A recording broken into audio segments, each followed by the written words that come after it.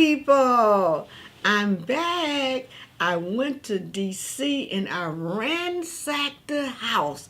It was all the fun in the world. I hit 35 congressional offices, two of them in the Senate. It was Lindsey Graham and Senator Rick Scott. I mean, I went to Omar's office. I went to Lee's office. I went to Jayapal. I went to the new judiciary leader, Nadler. Oh, wow. I went to the House Immigration Committee. I went to Mark Meadows and McCarthy. I just was just all over the place. And I even went in Nancy Pelosi's office. I had a ball. Now, the purpose of my mission, as you all know, was to serve Talib, Jayapal, and Omar with impeachment charges, not impeachment like they're trying to do to Donald Trump, but impeachment of their testimony, because testimony can be impeached just as well as taxes can. And also the ethics charges that they have against them about how they have not done the constitutional edicts that they swore to. And it was just a ball, a da-na-na, da-na-na. I mean, I was outside the place. I was playing It Takes Two by Rob Bass, and we was just da-na-na. I had a good time. And when I walked in there, I went on the elevator, and it was full, so we couldn't get on. And there was a young man on there, and he looked out, and he said, "Oh, my God, that's Christine Timmon in the house." I went all over the house. I was trash talking. I told all of them, what I'm here for is to deliver the Constitutional Declaration of Default. I flipped the House. The Democrats don't really lead Congress. Not under constitutional technicalities. See, when things get tight like it is now, where you got Omar and you got Talib and Jayapal making up a whole lot of stuff against other religions and making up stuff against Americans, now they've got Americans thinking about how can we stop them? Is there no way to stop them? Yes, there is. It's with the constitutional technicalities. They're not even real citizens, as you guys have heard me say before. I bet you haven't looked up those clauses I told you. We are going to bust out those clauses if we have to, if they don't slow their roll. And they better not make me have to go back up there, because at least 60 members of Congress in the Democrat Party can be removed from the House floor right now, because they came under United Nations immigration laws, international, and the Hart-Sawela Congressional Act. Even though they might have brought them under these two things, you still have to do 4 edicts of the Constitution so to make it real. And we told them back in the day, and you see they didn't listen. That's what makes people illegal. And so now here we are, and it makes us understand why the Muslim women are not allowed to speak in their land, because they don't know when to shut up. Omar and Talib have taken it so far, and Jayapal, they have taken it so far until now just about every American who we once got along with Muslims, now all of a sudden we got to fight Muslims.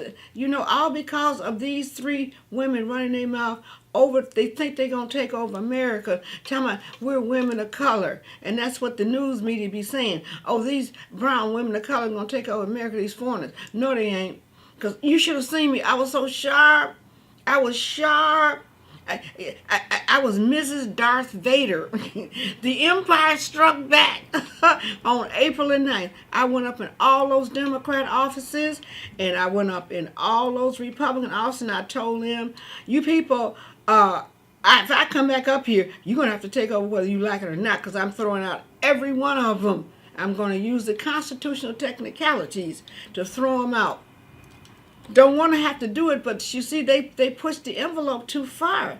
Now we found out about the incest. We found out about how they sell the girls to mujahideen. We found out about how old men marry 8-year-old girls. We found out about the consanguineous marriages that brings all the disease and stuff. We found out that they prefer having sex with their relatives, and that's the way they do it. And even though they know that it makes their children, it gives them all types of deformities and stuff. So it's plenty more to find out. We'll find out about that later. Let me look in here and see what I got now.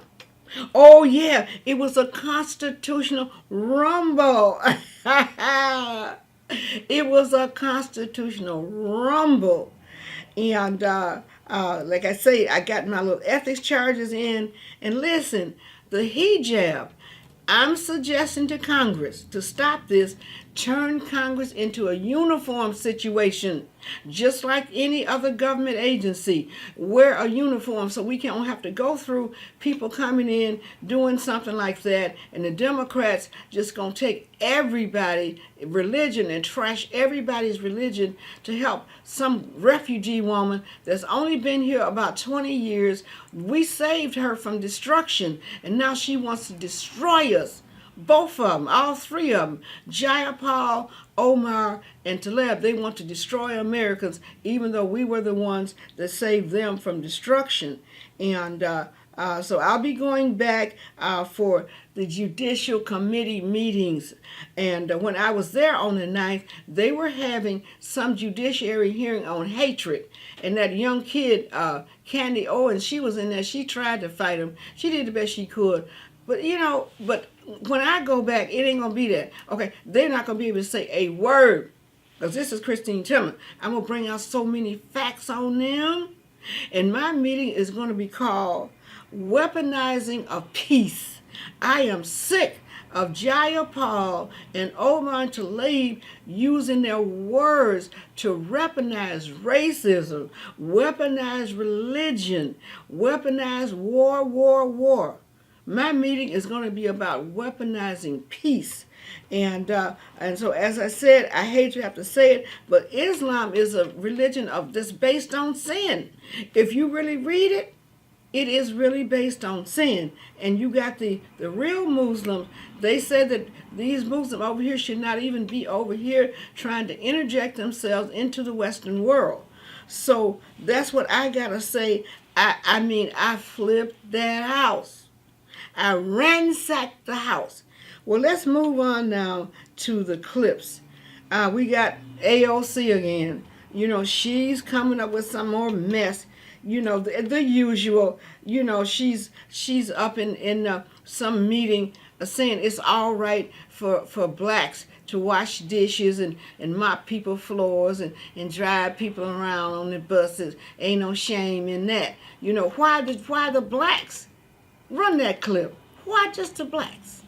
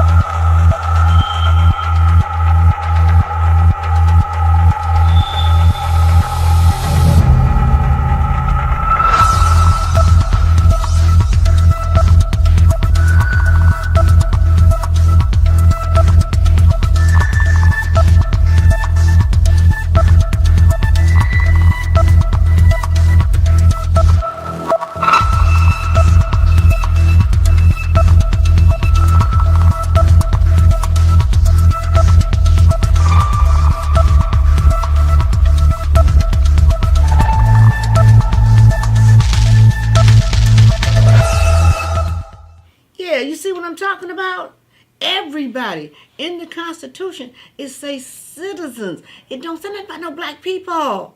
I am so sick of these Latinos and these Hispanics and all these people just got here. See, the Latinos, Hispanics, they're not citizens either. They came here under the drug raid. I remember when they came here. Before the drug raids, the Latinos and Hispanics that they came in groups under sponsorship.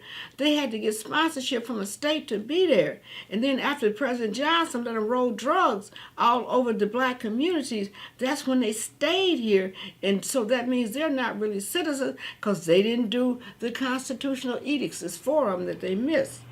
And, as I was saying, so much has came to light since Omar Big Mouth, Talib Big Mouth, and Jayapal. I do believe that Jayapal is from India or Pakistan or one of them places where incest is at the point where it's in the generation of the rat people.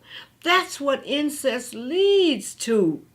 People who don't have all the wherewithal up here, it leads to mass violence. It leads to mass hysteria. That's why you see them all milling around together, because they all got the same mind of violence. But what's worse is you just wait till you watch this clip about the rat people. Oh, you're not going to believe it. It's at the generation now. I think it's about the 7th or 8th generation where a baby can be born and it has red eyes and green skin and horrible. So we're going to show you 5 minutes of that clip. Roll that clip and let the people see what we might be coming into.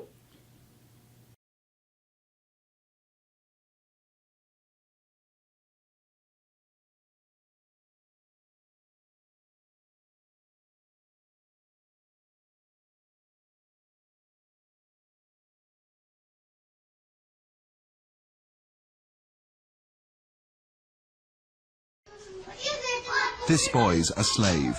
6-year-old Adil is also blind and microcephalic, small-headed. His master looks after him well, and well he might. Since the family acquired the boy as a baby, he's been their main source of income. Believers in an ancient myth call microcephalics rats and consider them all messengers from God.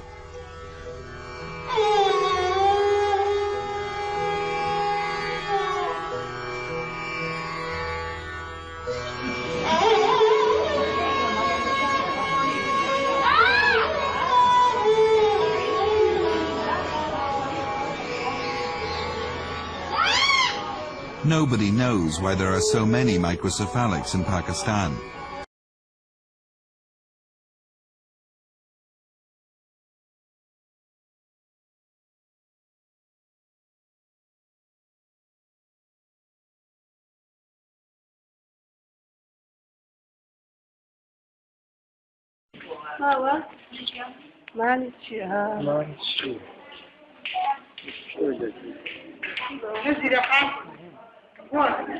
يشفع عنده إلا بإذنه يعلم ما بين الله لا إله إلا هو الحي القيوم لا تأخذه سنة. والله إنه حلقة مستحسن شوي. هي مبين دنيا يا देखिए तो मसला नहीं check कर लेते हैं दोबारा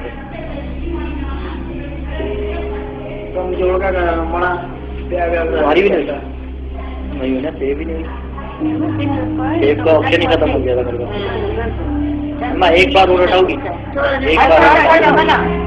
एक बार और हटा दो मेरे पास लेकिन होता है ना यार इसको रोड पे तकलीफ होती है खोलना नहीं ملوش مغص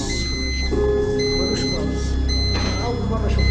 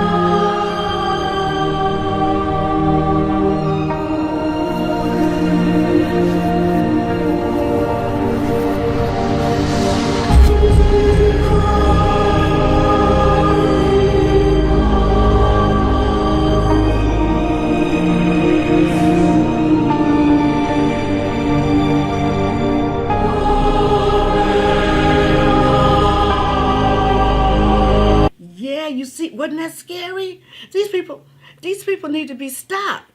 We're going to have to stop the Muslim Islam mess. Every one of them need to be tested. That's why you do it in Saudi Arabia.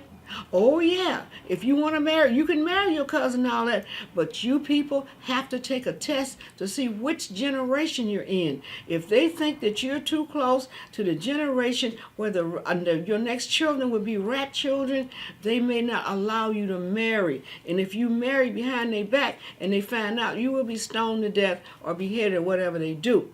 So we're going to have to be real careful, and thank goodness we don't have to be scared of Islamophobia anymore. With their mouths running, the Omar and the Jayapal and the Talib, now we can find out. See, for 50 years, we didn't say nothing. If we did, they would say Islamophobia.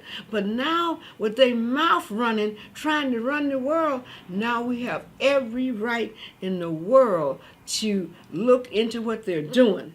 And and as you well know, the ones who are here in the Western world and the ones who have left their homelands and are in Europe, they have a name for them. It's called kafir. Kafir. It's the same as the N-word, an infidel. So we're going to listen to about 4 minutes of a clip to tell you what the real Muslims think about Care and Omar and Talib and Jayapal and them. Watch this clip to see what they get in their own land.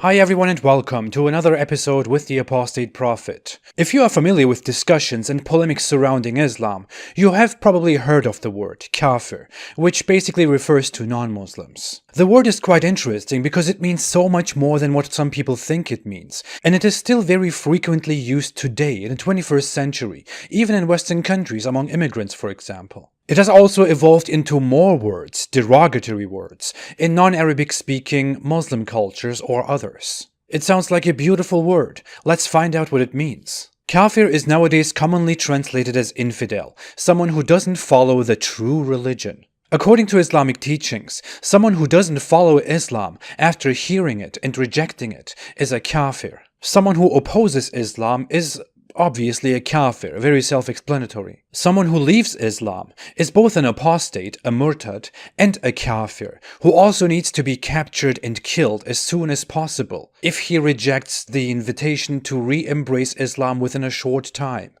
the religion of peace. There is one matter of dispute regarding Jews and Christians, but the common scholarly consensus is that both Christians and Jews who explicitly reject Muhammad and therefore Islam are kafir. Regarding Christians who believe in the divinity of Jesus, the Quran makes that very clear already. They have certainly disbelieved who say Allah is the Messiah, son of Mary. Christians will go to hell.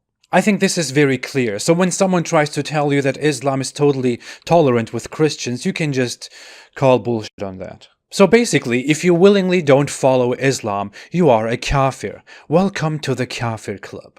In today's time, some people might not be able to fully understand the implications of this term. Therefore, I want to bring you back a little bit to older times, the times when Islam came into existence, and the centuries after that. Human relations and rights were quite different when Muhammad started to proclaim his message in Arabia in the 7th century. He didn't live in a republic where people are citizens. In pre-Islamic Arabia's tribal environment, just like in many other places in the world at that time, you as a person were not just a free person who could do whatever he wants to do. You were under the protection of a bigger group, a clan, or a tribe.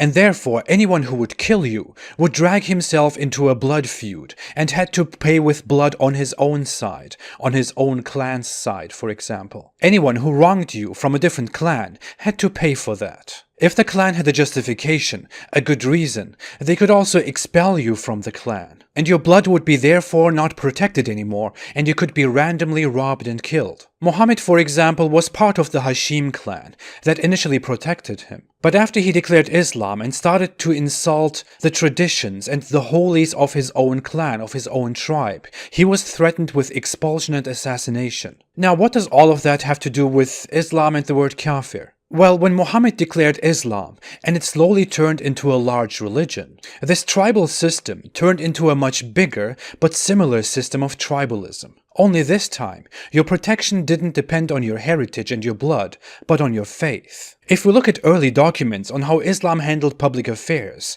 we can look at Muhammad's Medina Charter, for example, or the Pact of Omar, a very important document to the Islamic legal system. In that, we can see that everyone who is a Muslim is naturally protected by the ruling Islamic State. The difference between this and the old tribalism is that a Muslim has higher rights than other factions, other religions. A non-believer may not offend a Muslim. He has to respect a Muslim, so much that he has to give his seat to a Muslim.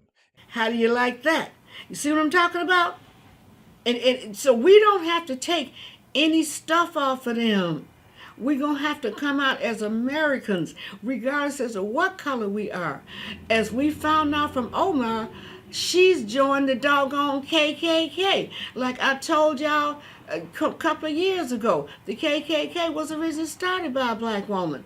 A part of it is in that movie Birth of a Nation, and then some of it I remember from talk when I was a kid. And so now here we are in this modern day. We got this black Muslim woman who hates black Americans, by the way. She's teaming up with the KKK, and they running a train on us. Okay, Omar, she helped the KKK keep down the Jews, and then KKK help her keep down the Jews, and vice versa, and the blacks and the Christians. Oh, what a filthy, nasty mess that is, but we are going to fight it. Remember, the Muslims are only here under United Nations international laws and congressional acts. They were never acclimated to be under the jurisdiction of the United States or even under jurisdiction of a state. We can get them their walking papers anytime. And now, listen to this, people. You think it's just me? No. I got Professor Q next. Whoa. He is very upset. He is a old school, primitive Muslim. They believe in their ways, and they say that these so-called new school infidel kafir Muslims should not be going around the world spreading lies about Allah and all of these things. He's saying that they're a bunch of unprofessionals. He ends his dialogue about them. He says, you wonder why the Zionist gang always beat us. He said the Zionist gang is better than them. He said they do way more than we do. He said we don't have nothing. We have to go buy everything from everybody, and we are unprofessional. That is what the old school Muslims from the other old country are saying. They say these Muslims need to leave the Western world alone and need to get out of Europe and go back to where they belong. And his name, I call him Professor Q. Watch Professor Q. And oh, he's mad. Watch him. Check him out.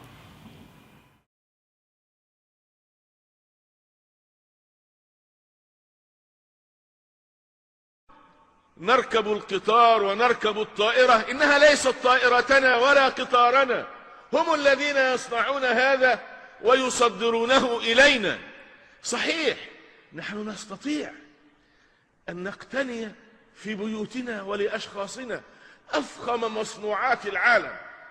يستطيع الإنسان منا أن يحجز أرقى أنواع السيارات، الرولز رايس أو المرسيدس 500 أو 700 الاس الام ال، فيها جميع الكماليات، ولكننا نملك ولا نصنع.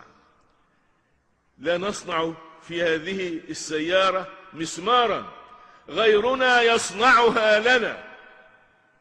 دخل العالم العربي كله بما فيه دول النفط لا يساوي دخل بلد أوروبي مثل إسبانيا، لا أقول مثل ألمانيا أو فرنسا أو بريطانيا أو إيطاليا. إسبانيا هي في بلاد مؤخرة البلاد الصناعية. العالم العربي كله لا يساوي دخل بلد. لماذا؟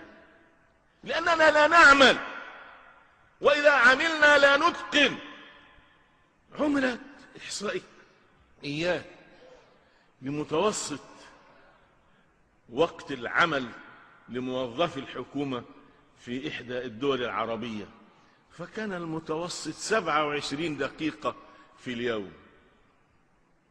27 دقيقة، والباقي يعني بيشرب قهوة وبيقرأ الصحف ويذهب هنا إلى هنا وهناك.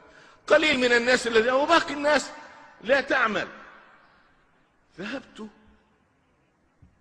إلى ألمانيا في أواسط السبعينيات. كنا بالنهار، وكان الأخ الذي حملني من المطار إلى الملتقى أو المؤتمر الذي سأحضره سألته، وقد مررت في الشوارع فارغة من الناس. قلت له: لماذا لا نرى الشوارع مزدحمة مثل بلادنا؟ قال: الناس في أعمالهم. بعد الساعة 7 عاد بي إلى الفندق، فوجدت الشوارع فارغة. قلت: لا، ما الشوارع فارغة أيضا الآن. قال: الناس عادوا من أعمالهم مكدودين مهدودين، يريدون أن يتناولوا العشاء وينظروا إلى نشرة الأخبار ثم ينامون، لأنهم من الصباح الباكر سيقومون إلى عمل مجهد فترتين، ويذهب أكثر من ساعة إلى العمل وأكثر من ساعة في العودة وساعة في الغداء. عمل مستمر. نحن أمة لا تعمل، كيف ننمو ونحن لا نعمل؟ وإذا عملنا لا نتقن عملا. خليها على الله، ماشي. الإسلام يعلمنا أن نتقن العمل. إتقان العمل فريضة. الرسول عليه السلام يقول: إن الله كتب الإحسان على كل شيء. فرض الإحسان. الإحسان يعني الإتقان والإحكام. كتب الإحسان على كل شيء. فإذا قتلتم فأحسنوا القتلة، وإذا ذبحتم فأحسن. حتى في القتل أحسن عملك. ونحن للأسف لم نتقن لا الصناعات الحربية ولا الصناعات المدنية. بعضنا يقول: نستورد من الإبرة إلى الصاروخ. هذه أمتنا. لم نصنع في بلادنا العربية إلى اليوم موتور. في صناعات تجميعية، ولكن ليست هناك صناعات أصلية. الهند صنعت السيارة، بل صنعت طيارة، ونحن لازلنا نلف وندور في مكاننا كالثور في الطاحون أو في الساقية، يدور ويدور، والمكان الذي انتهى إليه هو الذي ابتدأ منه. لماذا تفوقت علينا الطغمة الصهيونية على قلة عددها؟ لأنها تفوقت علينا في العلم، وتفوقت علينا في التكنولوجيا، وتفوقت علينا في القوة، وتفوقت علينا في العمل. كانت الصحراء أمامنا لم نفعل. حينما استولت هي على الصحراء حولتها إلى واحة خضراء. الأمة لا تعمل، كيف ترقى؟ كيف تنمو؟ You heard it. You heard what he said. He said they're unprofessional. He says the Muslims aren't worth 2 dead flies. He says they're just in other countries being a burden and begging for welfare. And I'd be wondering about that too. They always tell me, Allah's so great. Well, what you doing over here begging everybody else? You heard what he's saying. And don't forget the imam from Australia. Remember what he told you? He said Allah ain't in none of this mess they doing. That's what he said. And they're going to mess around and get in more trouble with Allah than they already did. Because you remember when Omar and Talib was on TV saying Allah was going to strike Israel with all the plagues. And what happened? Allah struck them in the desert of Sahari. They struck them in Mecca and another desert. I can't think of the name of it, but they all got struck with hail, floods where the camels couldn't walk, and locusts by the 2 billions. So they need to be quiet. They're going too far. So anyway, at least you heard one of them. On next month's show, it's going to be 3 of them. So let's move along now to something else I've been telling you people. You remember Khrushchev beating his shoe on the table about he was going to bring down America first and then the globe? Well, guess what? I got a 15-minute clip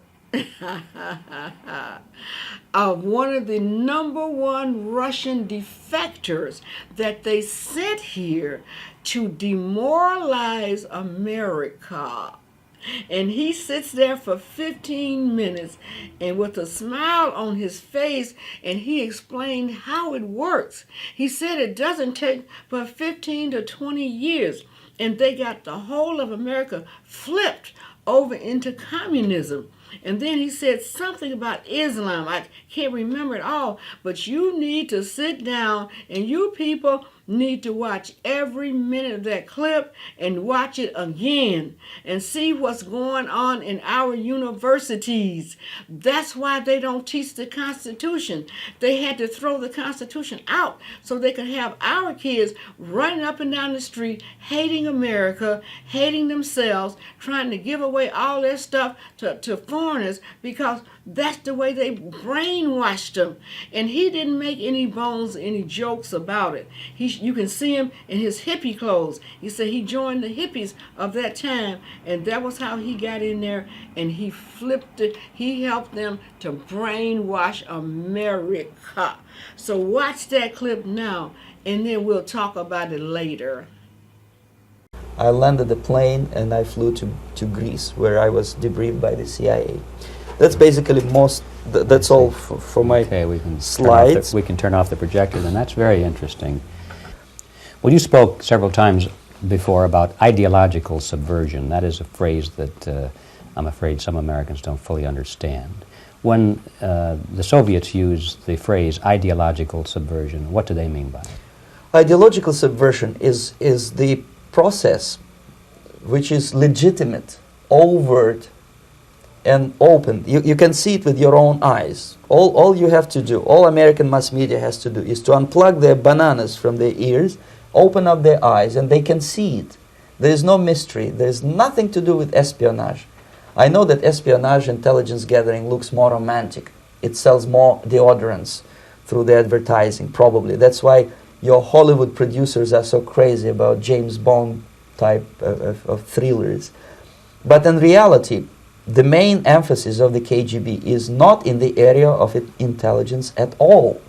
According to my opinion and opinion of many defectors of my caliber, only about 15% of time, money, and manpower is spent on espionage as such. The other 85% is a slow process which we call either ideological subversion or active measures, активные мероприятия in the language of the KGB, or psychological warfare. What it basically means is to change the perception of reality of every American to such an extent that despite of the abundance of information, no one is able to come to sensible conclusions in the interests of defending themselves, their families, their community, and their country. It's a great brainwashing process which goes very slow, and it's divided in 4 basic stages. The first one being demoralization. It takes from 15 to 20 years to demoralize a nation. Why that many years? Because this is the minimum number of years which requires to educate one generation of students in the country of your enemy, exposed to the ideology of the enemy. In other words, Marxism-Leninism ideology is being pumped into the soft heads of at least 3 generations of American students without being challenged or counterbalanced by the basic values of Americanism, American patriotism. The result you can see. Most of the people who graduated in the 60s dropouts or half-baked intellectuals are now occupying the positions of power in the government, civil service, business, mass media, educational system. You are stuck with them. You cannot get rid of them. They are contaminated. They are programmed to think and react to certain stimuli in a certain pattern.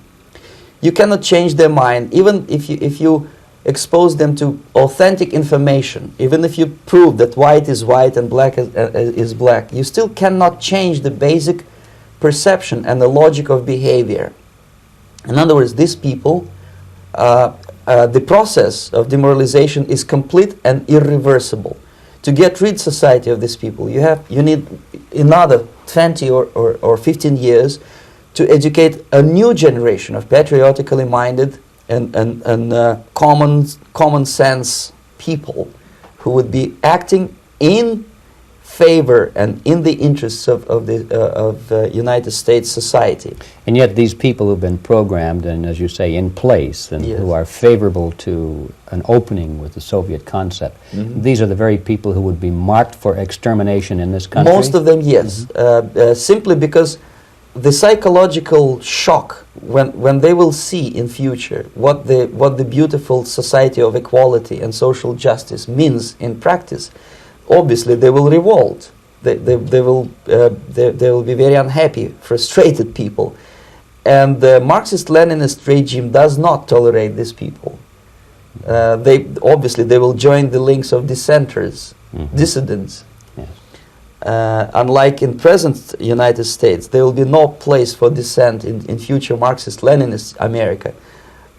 Here you can get popular like Daniel Ellsberg and filthy rich like Jane Fonda for being dissident, for criticizing your Pentagon. In future, these people will be simply squashed like cockroaches.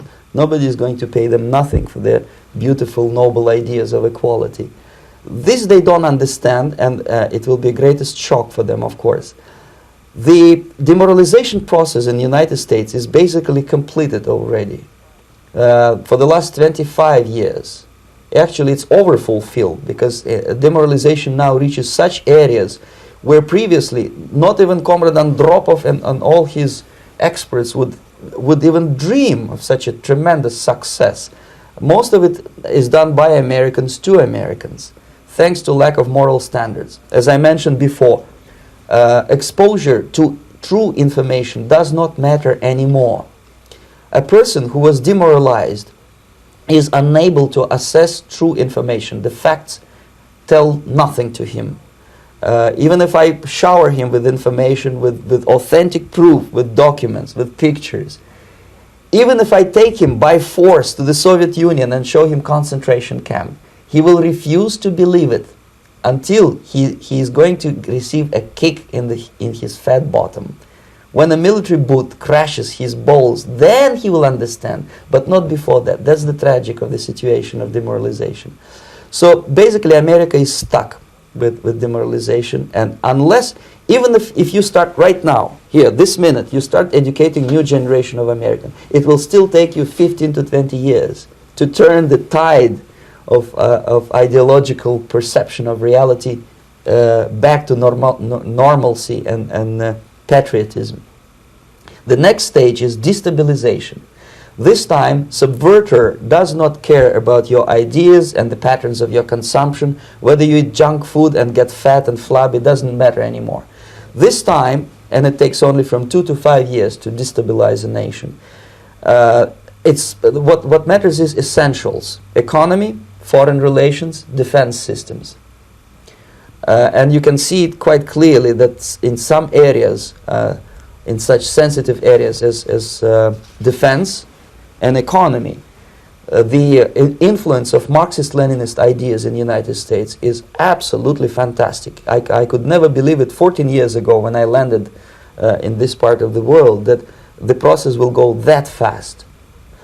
The next stage, of course, is crisis. It may take only up to 6 weeks to bring a country to the verge of crisis. You can see it in Central America now. And after crisis, with a violent change of power, structure, and economy, you have so-called the period of normalization. It may last indefinitely. Normalization is a cynical expression borrowed from Soviet propaganda. When the Soviet tanks moved into Czechoslovakia in '68, Comrade Brezhnev said, "Now the situation in brotherly Czechoslovakia is normalized." This is what will happen in the United States if you allow all these schmucks to bring the country to crisis, to promise people all kind of goodies and the paradise on earth, to destabilize your economy, to eliminate the principle of free market competition, and to put a big brother government in Washington, D.C., with benevolent dictators like Walter Mondale, who will promise lots of things, never mind whether the promises are fulfillable or not. He will go to Moscow to kiss the bottoms of new generation of Soviet assassins, never mind. He will create false illusions that the situation is under control. Situation is not under control. Situation is disgustingly out of control. Most of the American politicians, media, and educational system trains another generation of people who think they are living at a peacetime. False. United States is in the state of war, undeclared total war against the basic principles and the foundations of this system.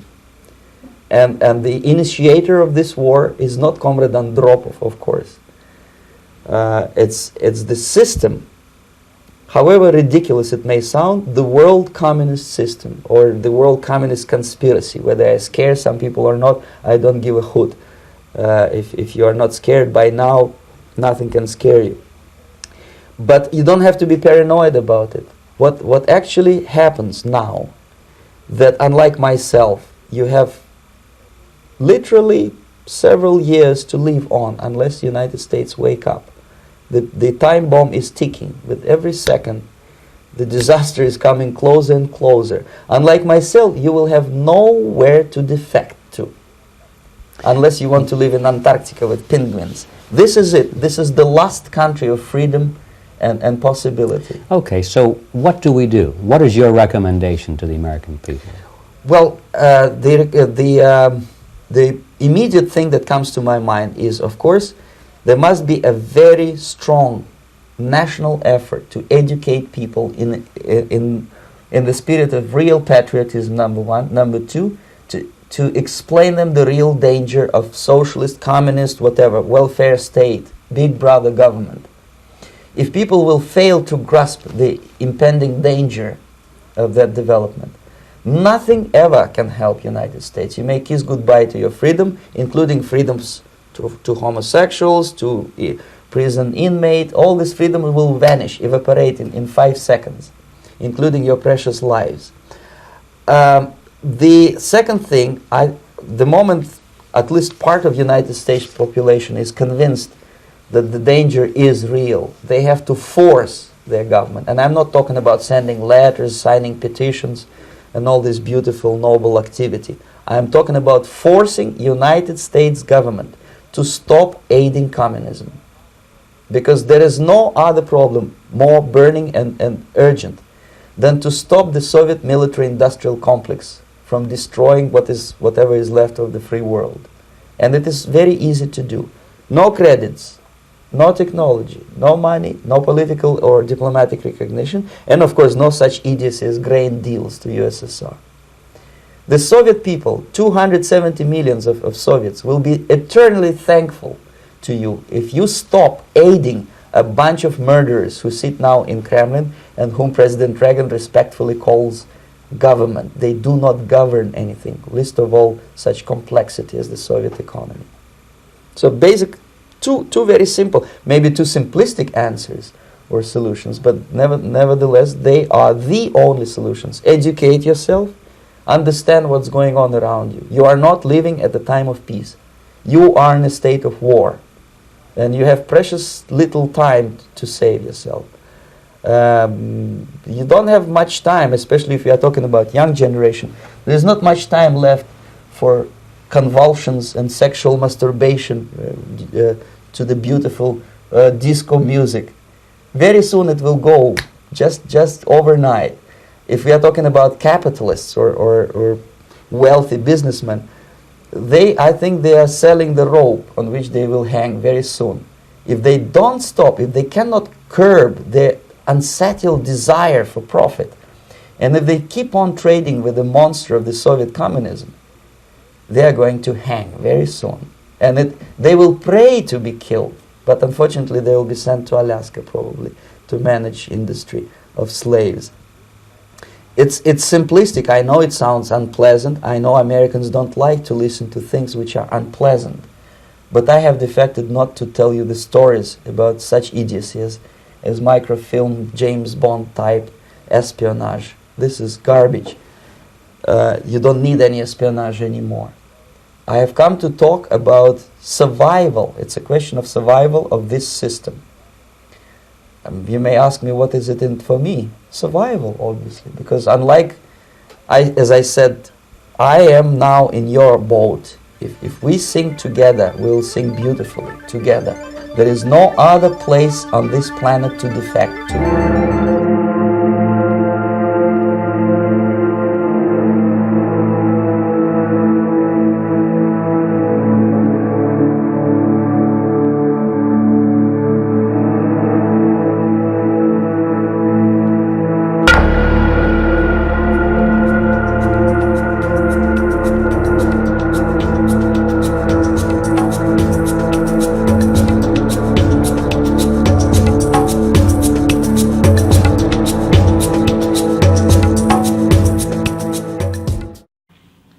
Right on. Right. You see him eat. Okay. He had on this hippie. He said he was smoking his ganja and stuff. They didn't know who he was. He had the ganja, and that ganja that he had, they had it doped up the same way they did the black people when they sent the Hispanics and Latinos into all of the states of America where GM, Ford, and Chrysler were. They had to get that out of there because they know who originally invented it. It was the black people. And they collaborated with the white engineers. They didn't want that. It was too many blacks was working and making something out their life. So President Johnson, he said he was going to find a way to whoop their behind and make them like it. So he sent the Latinos and the Hispanics with the drugs. I never will forget it.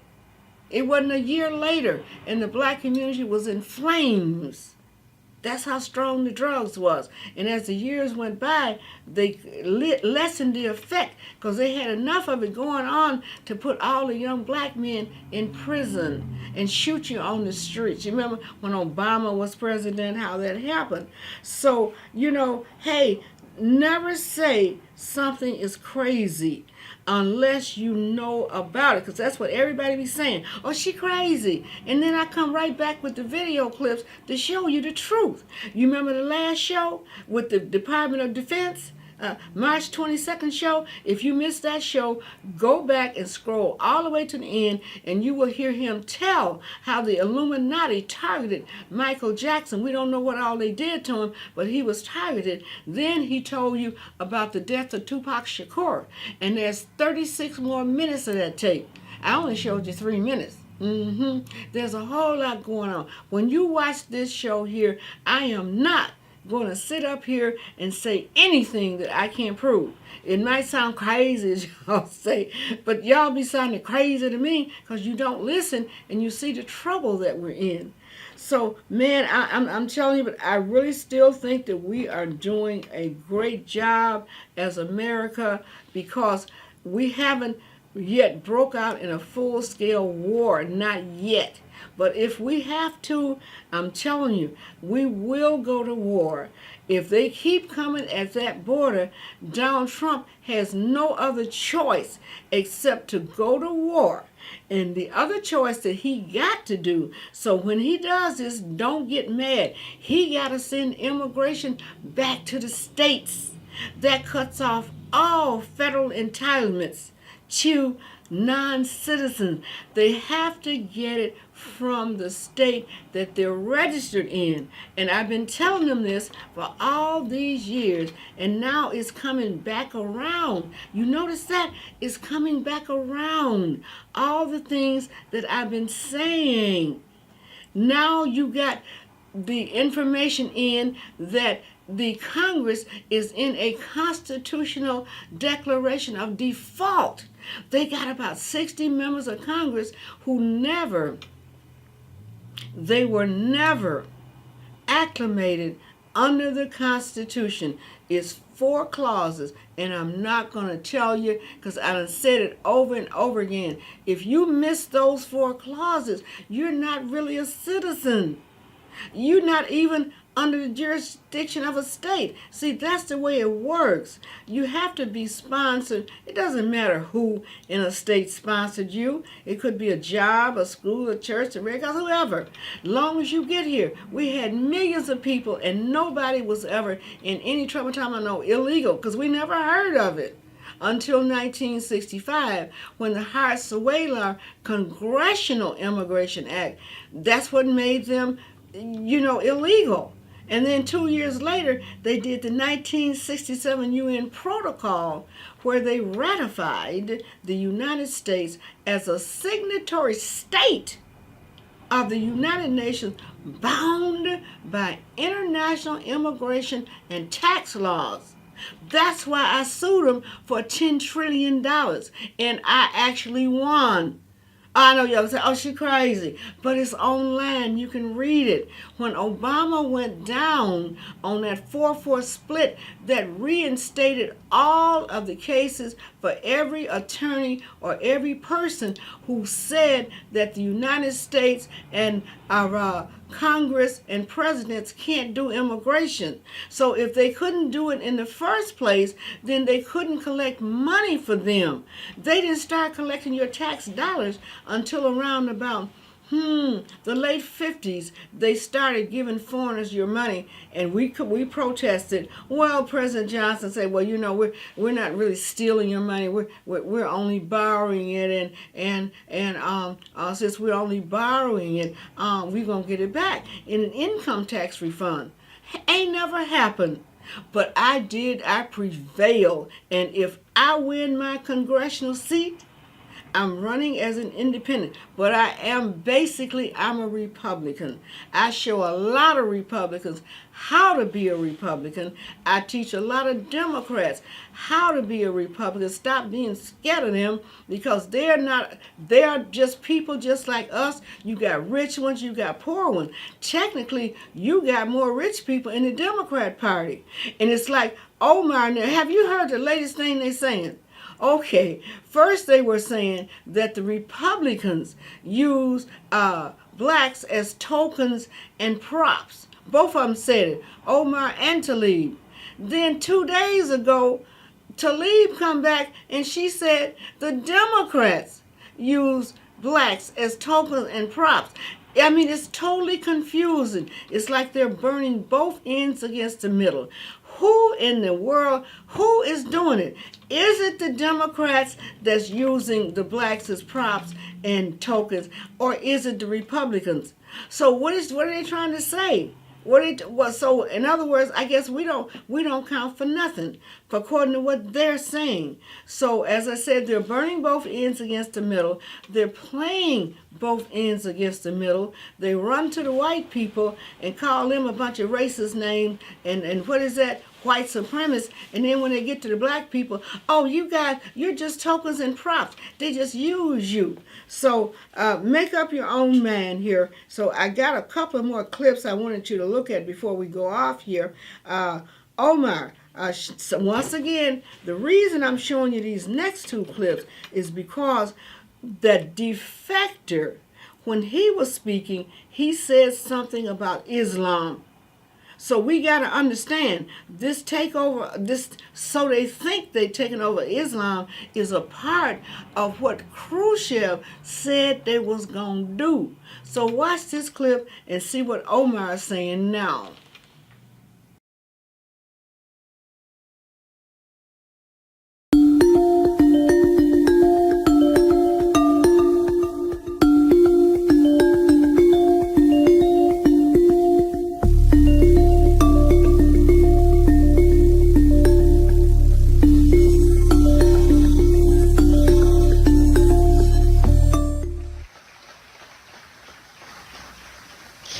was found founded after 9/11 because they recognized that some people did something and that all of us were starting to lose access to our civil liberties.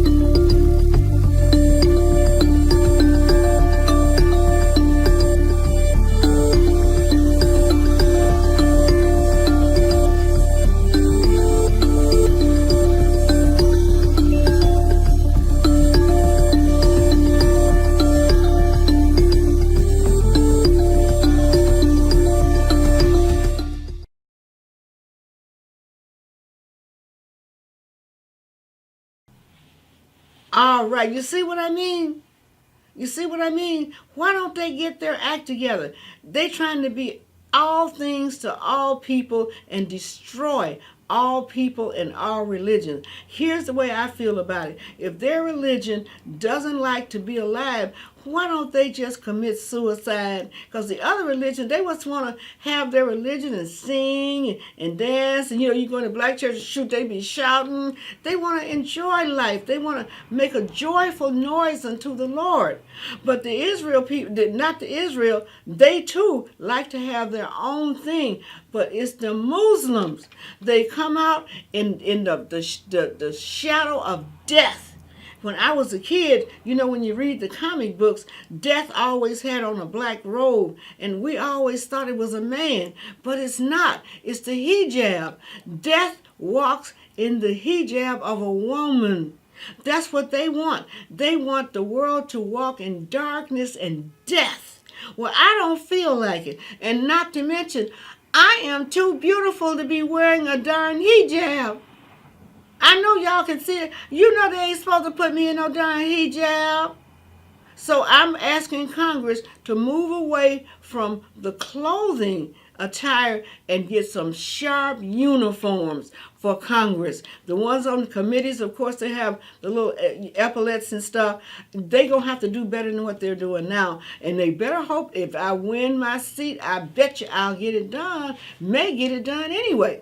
Might just get it done anyway, because they're not legally and constitutionally, they can't let her wear the hijab, but they're violating the Constitution. Remember, they're in constitutional default anyway, remember?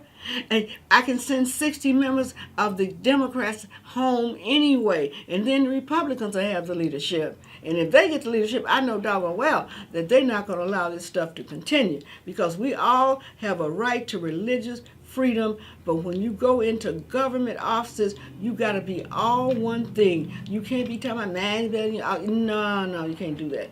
And so you saw Omar. Now, let me remind you who started this.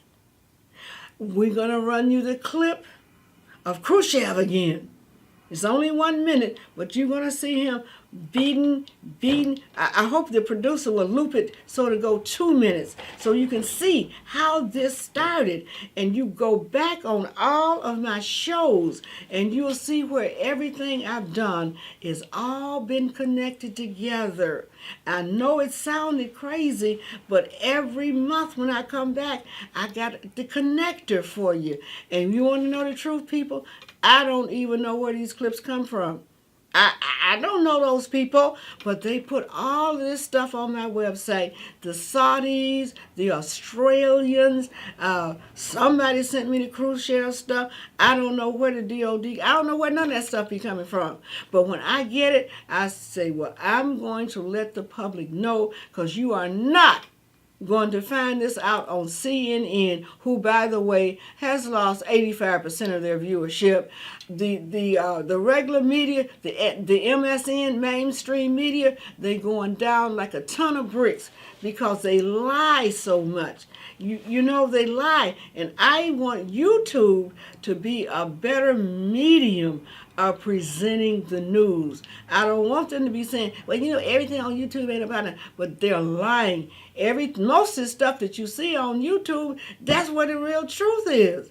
You don't find any truth on any MSM. Well, now watch this clip right quick of Khrushchev. And then if I don't get a chance to come back to you, well, at least I'm going out with the truth. I'm showing you what happened to this country from way back in the late 50s up until now, how Khrushchev hooked up the whole thing and got the Muslims over here and think they're going to take over America. You can't do that. Not with Christine Timmon. I'm a constitutional technologist. I'll throw every one of them out of here. So watch the clip of Khrushchev.